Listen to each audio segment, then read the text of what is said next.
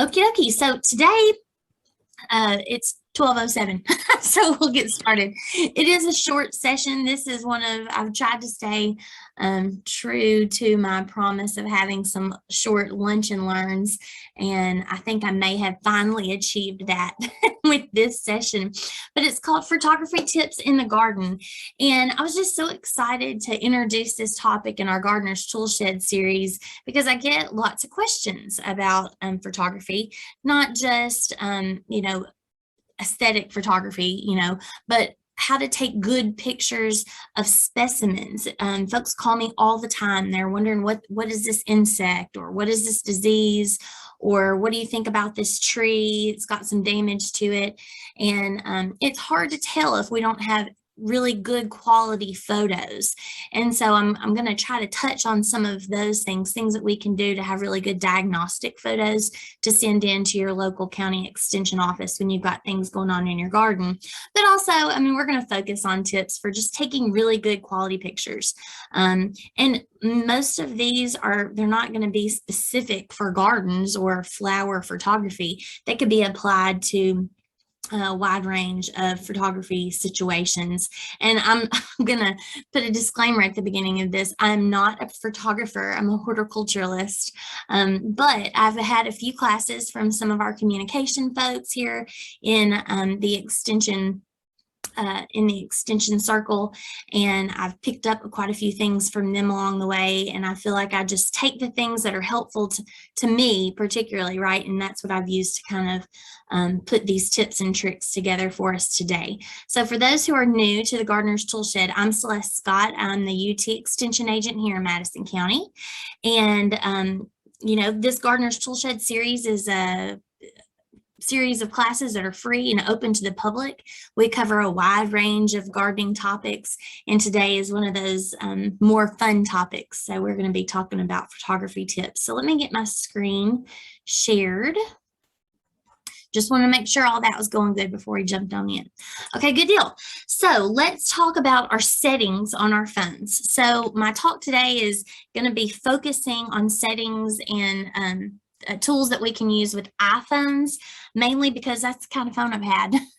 I've never had any other kind of smartphone other than an iPhone. So please forgive me if you have another type, but hopefully some of these are going to cross over, right, to similar settings that you might find on other types of smartphones.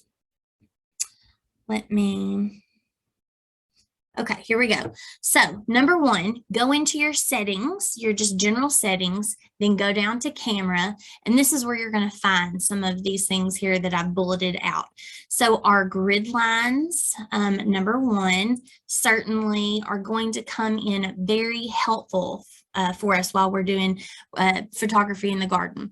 And, for more experienced photographers, they may not need these grid lines on, but I find that it's very helpful to me, especially when I'm trying to take lots of photos in a short amount of time, right? So say I'm at a botanic garden, I'm only going to be there for an hour. I throw my grid lines on there because I want to make sure that each photo I get, I'm not having to take 4 or 5 of them and hope I get a good one. I can use those grid lines to help me set my picture up before I actually capture that image. So I love the grid lines, and you can see I tried to take a screenshot and share that here with you so you can see what these grid lines look like. So this is going to help us to center our thing that we're focusing on in the picture, whether that's a bloom or a landscape setting or a design that we're trying to get. It can help us center things. It can help us level the horizons, especially if you're taking some landscape shots. It can be important that you don't have a crooked horizon. And then of course, to help us implement the rule of thirds. And we're going to talk about that rule of thirds a little bit here in a minute, but I'm going to point out the areas where that's going to be important for us to know what I'm talking about. So if you'll look, we've got 1, 2, 3, 4, 5, 6, 7, 8, 9. We've got 9 squares all together, and you can see these corner points here where they intersect right here. Those areas of the screen are going to be very important to us if we're trying to take photos that adhere to the rule of thirds. So we'll talk a little more about that in just a few.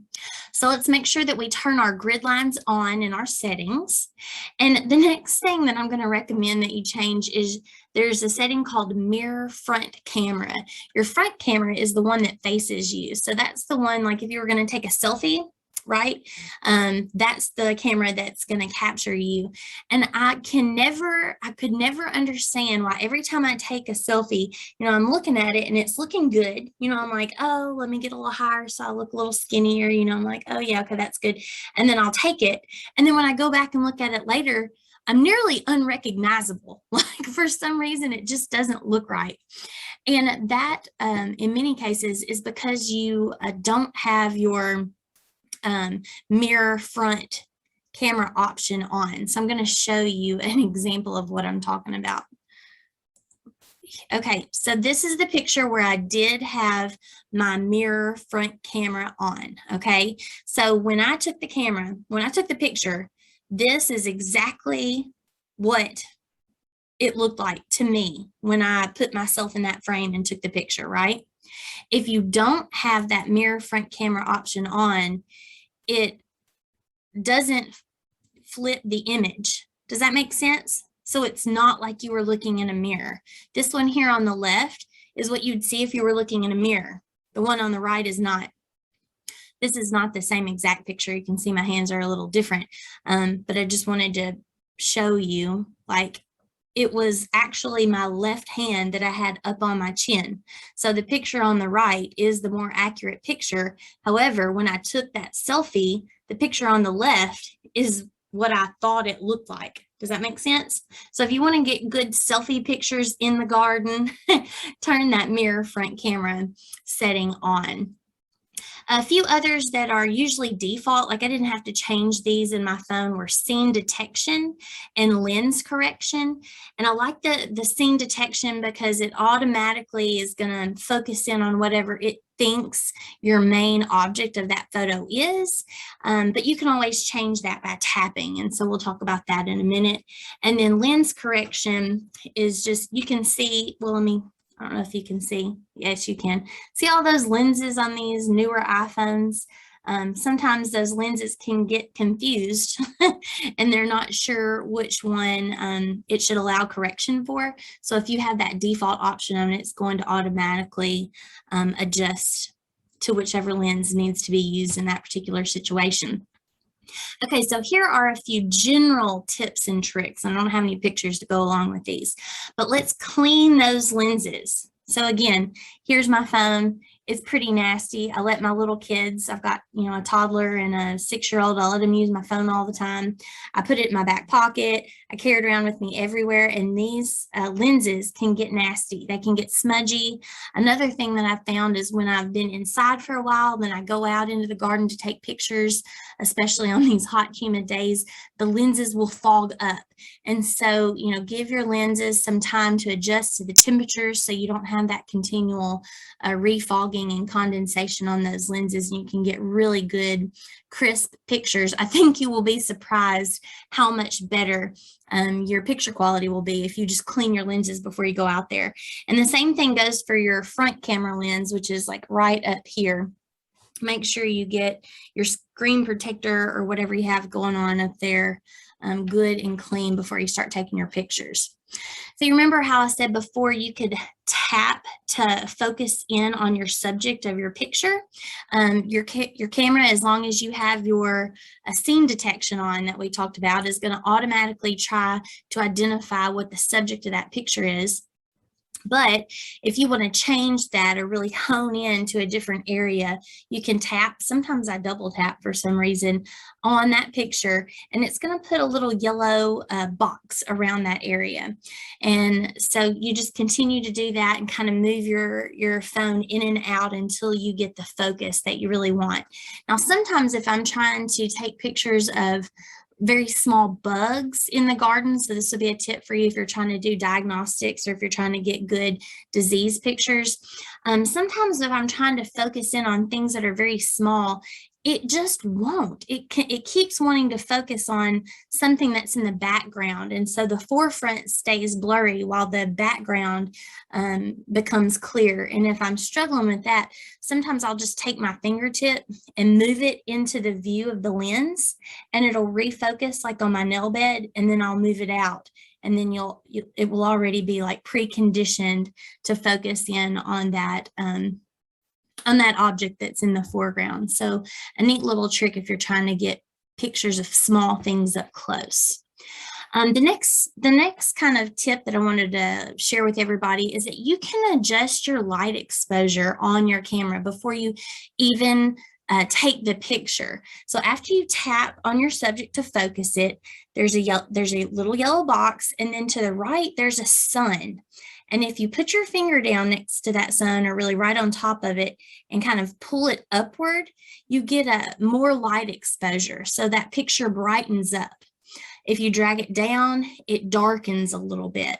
And so that could be helpful for you if you say that, you were at a garden or visiting someone's garden, and it's 11 o'clock, it's midday, the sun's really high, and that's a harsh light. It may be too bright for you to get a really good quality color saturation. So maybe you want to pull that light exposure down a little bit, and you can always play with that later when you're editing your photos. But I always find that it's much easier if we can take a really good quality photo up front. You're going to have to do much less work to it there on the back end. So tapping to focus things, cleaning the lens, adjusting our light. The next thing I would say is to get closer instead of zooming. So this could be helpful again when you're trying to do diagnostic pictures to send in. Let's try to get as close as possible to whatever you're trying to photograph, that subject, instead of using zoom. When you use zoom, it can tend to get a bit grainy, and the quality is going to be much less. So just take a few steps closer, or extend your arm zone down into the canopy of a plant if you're trying to get a bug or a disease or whatever it is. So make sure that we're just getting closer instead of using zoom on a regular basis. I'm not saying you can never use zoom. Sometimes zoom is really good. And now that we have all these extra lenses, our iPhones can do a much better job with zoom pictures than they could have several years ago. Oh, this was new to me. I just learned this about a year ago. There's a leveling tool on your camera. It only shows up if you are taking pictures from things like above things, like straight down, which I find myself doing a lot when I'm in the garden. I just want to get right on top of a bloom and let it fill the frame and take a really good picture. So when you're doing that, tap on your subject, it puts the yellow box, and then you'll see two crosses that show up in the center of that box. One's yellow and one's white, and they'll kind of be on top of each other. And as you tilt your screen around, those crosses are going to come closer and closer together, and you just continue to do that until you find the perfect place where those two crosses lay right on top of each other, and it will turn yellow. You won't see two different ones anymore. You'll just see one cross that's yellow. And that lets you know that your camera is perfectly level. Now, maybe you don't want to take a perfectly level photo. Maybe you want to get, some depth on that image, and that's fine too. You can use those crosses as a guide to see how far away you are from level, especially if you're wanting to replicate that same, we'll say maybe angle on several photos, right? Several up close photos. So the leveling tool could be really useful in a number of different ways. This was a neat one because I feel like I'm famous for getting down on the ground and like crawling around in the garden and taking pictures, right? I'm trying to get way down there, right where the plants themselves are. And sometimes it's just hard to get those really low angles, especially if you're kind of wanting to take a picture maybe from like the bottom of a bloom upwards. Which could also be helpful for diagnostics, because so often we want to know what's on the undersides of leaves as far as insects go, and a sporulation for disease and things like that. And sometimes I just can't ever get that proper angle, but this was a neat trick. Just turn your camera upside down and take the picture. Most of the time, your phone is going to recognize what you've done and it'll automatically turn the picture, right side up for you. But it's taking advantage of these lenses being nearer to the ground. Whereas before I was trying to take a picture like this and get up underneath the plant, but the angle just wasn't right. If I turn it upside down and put it underneath that plant, I can get a much better angle of the undersides. Does that make sense? So that was a neat thing. And if for some reason your phone doesn't automatically recognize that you turned it upside down and automatically correct itself, you can always just rotate it 180 degrees in Edit afterwards. And then the next thing is going to just be like time of day when we're taking pictures. Light is so important. I know if you talk to professional photographers, they're always going, their main concern is light. So soft light is most of the time going to give us better quality pictures. We're going to get those amounts of soft light in early morning hours or late afternoon hours, anytime when the sun isn't directly beaming down on us, right, from overhead. And then I'll also have to add, overcast days are great. Most people are like, oh, overcast day, it's almost looking rainy. Now wouldn't be a great time to go out and do a garden visit. But it would be if you want to take some really good photos. Some of my best pictures have come from overcast days because I'm not having to fight that harsh, bright midday light. So take advantage of those cloudy days sometimes. Okay, the next thing I want to talk about is the orientation of our phone when we're taking our pictures. So when I say landscape, this is what I mean. Are you holding your phone in a landscape style, which would be like this, or portrait? Portrait would be what I would consider, up and down. So you can see, this is at my house. I just took this picture the other day. I wanted to make a record for my memory of how these particular annuals did in my flower bed. I took this first picture here on the left in a portrait style and caught my little kitty in there. It's a cute picture. But I didn't think it was a great picture and I wanted to get more of the landscape into that frame. So all I did was turn my phone sideways into a landscape orientation and look how much more effective that picture is. I would say that was a much better quality picture to serve the purpose, right? I wanted to be able to see how those plants were performing next year when I go back and look in my camera roll. And I just love this. You can see it captures so much more actually into the frame. You couldn't see any of this part of my perennial border when I took that picture in portrait. And you actually don't even have any more clarity or in this portrait layout than you do in the landscape. They actually look like they're closer in the landscape fashion. But I'm telling y'all, I did not move. The cat moved. She's not in the picture anymore. I took it in landscape. I didn't move. I turned my phone and I took it in landscape. And so that is like night and day, just to kind of prove some of the reasons why we, for the most part, like to have those pictures in a landscape layout. Another thing that I want to point out here is that when you take your photos in a landscape, they're more versatile when we get into editing. So these landscape styles transition better to many social media type applications.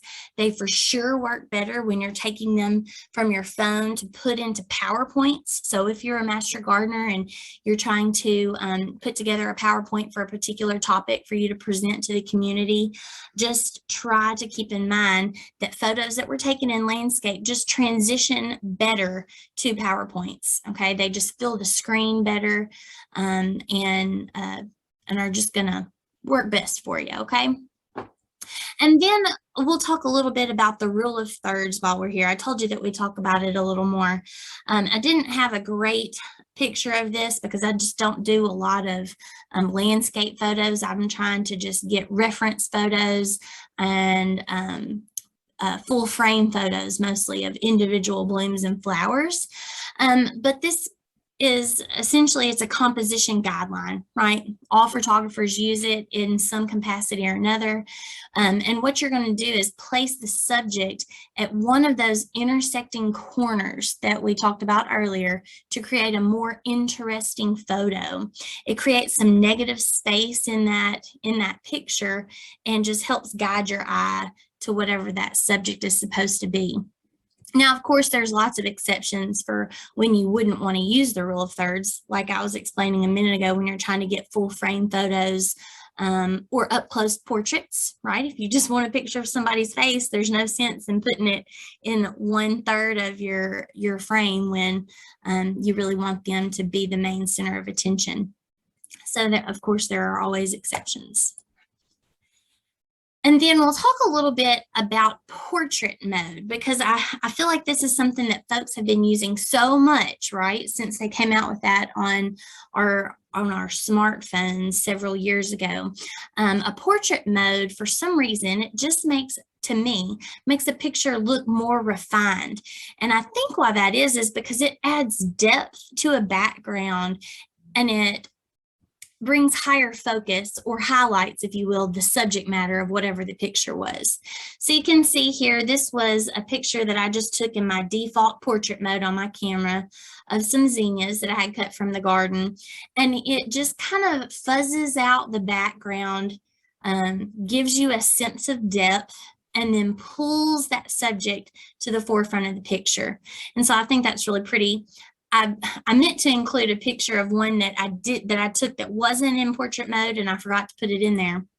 But there's a really neat thing that you can do. So when you're taking your portrait photos, sometimes I feel like the fuzz starts too early. So see how, like, right here, the edges of this zinnia right here have begun to get a bit fuzzy. They're considering that part of the background. So you can change that zone, and that's called an f-stop. And so I took a screenshot of my phone, what it looked like. So you have to be in portrait mode, and you can set your f-stop before you take the picture or after you take the picture. But if you want to adjust it afterwards, you have to make sure that the photo was taken in portrait mode to begin with, okay? So the first thing you're going to do is slide it over to portrait mode, and then you see this right here. It's this kind of italicized F, and it says 4.5. So that's what I had my default setting for my f-stop at for that particular picture. Then if you click on this little button right here, it's going to pop up. I didn't have a picture of it, but there'll be a little slide bar down here at the base, and you can slide it to the right. If you slide it to the right, your area of blurriness gets smaller. Does that make sense? So your main subject gets larger.